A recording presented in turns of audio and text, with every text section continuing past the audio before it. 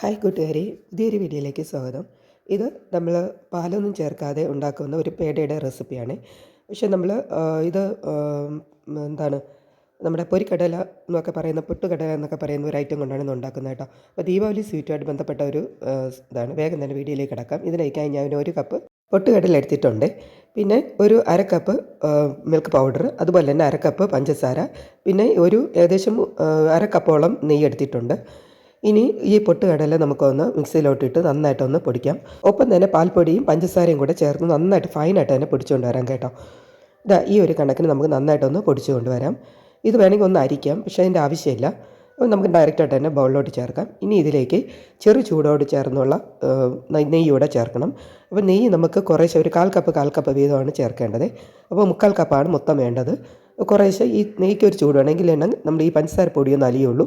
അപ്പോൾ ഇങ്ങനെ കാൽ കപ്പ് വീതം ചേർത്ത് വേണം നമുക്ക് ഒഴിക്കാൻ. മൊത്തത്തിൽ ഒഴിച്ച് കഴിഞ്ഞാൽ നമുക്കതിൻ്റെ ടെക്സ്ചർ അറിയാൻ പറ്റില്ല. അപ്പോൾ ഇനി ചെയ്തിട്ട് ഒന്ന് പിടിച്ച് നോക്കണം, ഉരുട്ടാൻ പറ്റുന്നതുകൊണ്ട് നോക്കണം കേട്ടോ. അപ്പോൾ ഉരുട്ടാൻ പറ്റുകയാണെങ്കിൽ നമ്മുടെ ഇത് പേടയ്ക്കുള്ളത് റെഡി ആയിട്ടുണ്ട്. അപ്പോൾ എനിക്കിനി നോക്കിയപ്പോൾ ഒരു ശകലം കൂടെ നെയ്യുടെ ആവശ്യമുണ്ട്, ഒന്ന് കുഴഞ്ഞ് വരണം. ഇതാണ് അതിൻ്റെ ഒരു കണക്കും കൂടെ. അപ്പോൾ നമുക്ക് നോക്കുമ്പോൾ അറിയാൻ പറ്റും, കുറേശ്ശെ ഇങ്ങനെ എടുത്തെടുത്ത് ഒരു മാവ് പോലെ കുഴഞ്ഞ് വരണം കേട്ടോ. ഇതാണ്. അപ്പം ഈ ഓരോ പ്രാവശ്യം എടുക്കുന്ന നെയ്ക്കും ചൂട് വേണം, എങ്കിൽ തന്നെ നമുക്കിത് റെഡിയായി വരുള്ളൂ. ഇനി ഇത് വേറെ ഒന്നുമില്ല, പേടയുടെ ഒരു ഷേപ്പിൽ നമുക്കൊന്ന് ഉരുട്ടിയെടുക്കാം. 10 മിനിറ്റ് കൊണ്ട് പാലവും ചേർക്കാതെ, അതും തീ പോലും കത്തിക്കാതെ നമുക്ക് ഉണ്ടാക്കിയെടുക്കാവുന്ന ഒരു പേടയാണ് കേട്ടോ. ഇതിൻ്റെ രുചി എന്ന് പറഞ്ഞാൽ വളരെ അസാധ്യമായ രുചിയാണ്.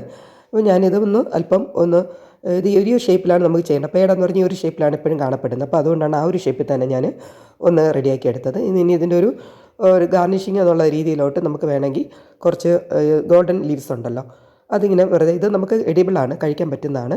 നമുക്ക് അതുകൂടെ വെച്ച് ഒന്ന് ഡെക്കറേറ്റ് ചെയ്ത്, പോലത്തെ ചെറിയൊരു പീസ് വെച്ച് നമുക്കിതെല്ലാം ഒന്ന് ഡെക്കറേറ്റ് ചെയ്തെടുക്കാം. അപ്പോൾ ഈ രീതിയിലാണ് നമ്മൾ ദീപാവലി സ്വീറ്റ്സൊക്കെ റെഡിയാക്കി എടുക്കുന്നത് കേട്ടോ. അപ്പം നമുക്ക് വീട്ടിൽ പെട്ടെന്ന് തയ്യാറാക്കി എടുക്കാവുന്നതേ ഉള്ളൂ. കുട്ടികൾക്ക് വളരെ ഇഷ്ടപ്പെടുന്ന ഒരു ഐറ്റമാണ്. അപ്പോൾ കോൾഡ് ആയതുകൊണ്ടാണ് വളരെ സ്ട്രെയിൻ ചെയ്ത് സംസാരിക്കാൻ കഴിയുന്നില്ല. അപ്പോൾ എന്തായാലും എല്ലാവർക്കും ഇത് ഇഷ്ടപ്പെട്ടെന്ന് കരുതുന്നു കേട്ടോ. അപ്പം ഇതെല്ലാവരും ട്രൈ ചെയ്യുകയും വേണം. എന്ത് എളുപ്പമാണല്ലേ നമുക്ക് ഉണ്ടാക്കിയെടുക്കാനും. അപ്പോൾ എല്ലാവരും ട്രൈ ചെയ്യുക, ഇഷ്ടപ്പെട്ട ഒന്ന് ലൈക്ക് ചെയ്യുക, ഷെയർ ചെയ്യുക. പുതിയൊരു വീഡിയോയുടെ കാണാം. Okay, thank you friends, and also thank you for watching.